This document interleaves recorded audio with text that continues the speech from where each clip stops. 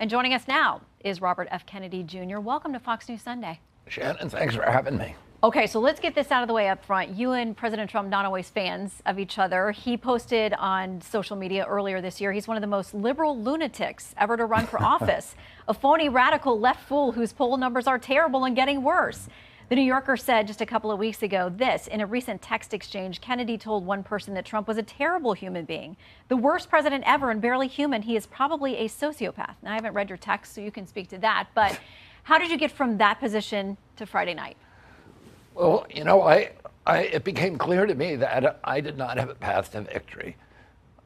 16 months of censorship, of not being able to get on any network really except for Fox.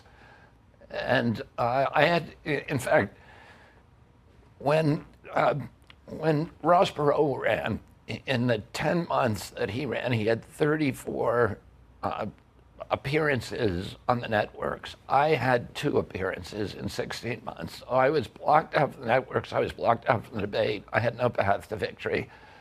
President Trump had been reaching out to me. And I talked to him a few hours after the assassination attempt, and we had a long conversation by phone. I then had 2 extensive meetings, and there were issues, the broad issues that were most important to me, the ones that brought me into the campaign, which was ending the Ukraine war, ending the censorship, and protecting children's health.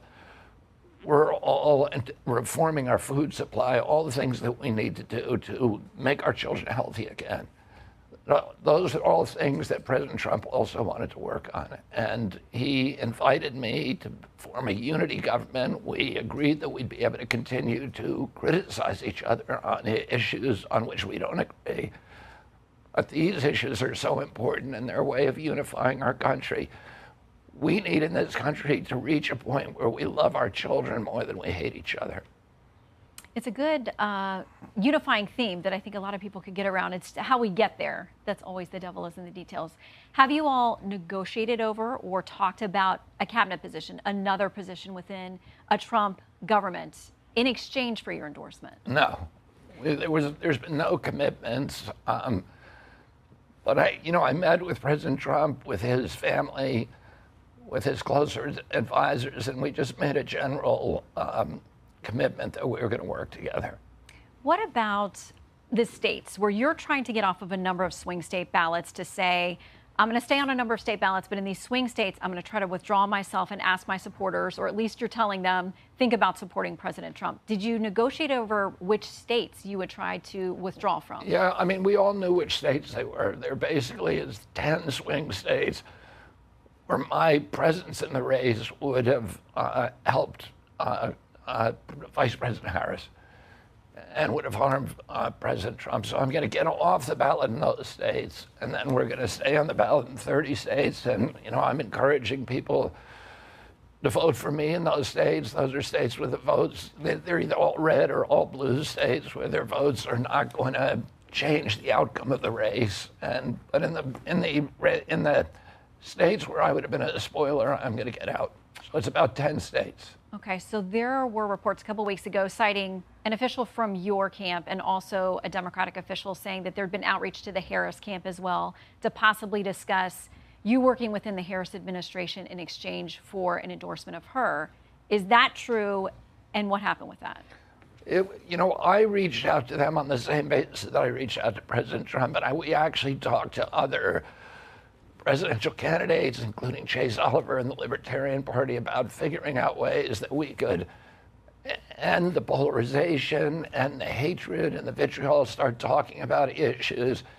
And I was welcome to listen to anything from the Democrats that they were going to do something about the war, about the Ukraine war, about the censorship, about the child health crisis, this epidemic of chronic disease that has now disabled about 60% of our kids.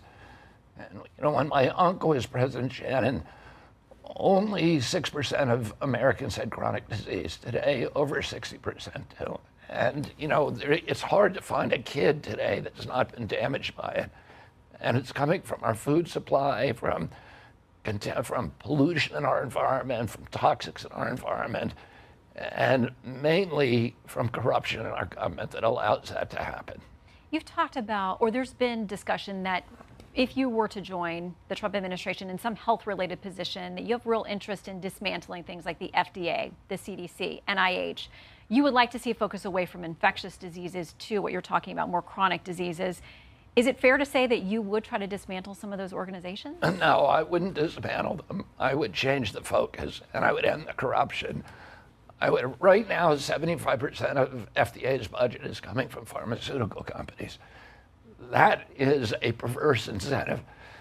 In NIH, scientists and officials in NIH who work on drug development, who incubate drugs for the pharmaceutical company, get to collect lifetime royalties from those products. These are regulators. They're supposed to be looking for problems in those products.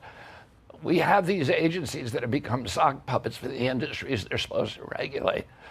So they're not really interested in public health. Everybody, the most profitable thing today in America is a sick child. Everybody's making money. The hospitals are making money. The pharmaceutical companies are making money. Even the insurance companies make money. And we need to end those perverse incentives. We need to get the corruption out of FDA, out of NIH, out of CDC, and make them function as they're supposed to function, which is to protect public health and particularly children's health. I'm going to go back to your decision from Friday. Both you and Nicole Shanahan, your running mate, have talked about how you feel like the Democrats completely mistreated you, excluded you from the process. How much of your decision Friday is about revenge or motivated by punishing Democrats in some way? Zero. I don't act in anything in my life. I don't act out of anger or revenge or resentment. It's a bad motivation. It's like swallowing poison and hoping someone else will die. And so I don't do it. I am very pragmatic and practical, and I am focused on one thing, which is how do we restore health for our children? And that touches many, many other issues. How do we regenerate our soils in this country? How do we protect small family farmers? The incentives are all going to commodity agriculture, and that's what is feeding this chronic disease epidemic, the processed foods that are created by commodity agriculture. So we need to do all of these things at once.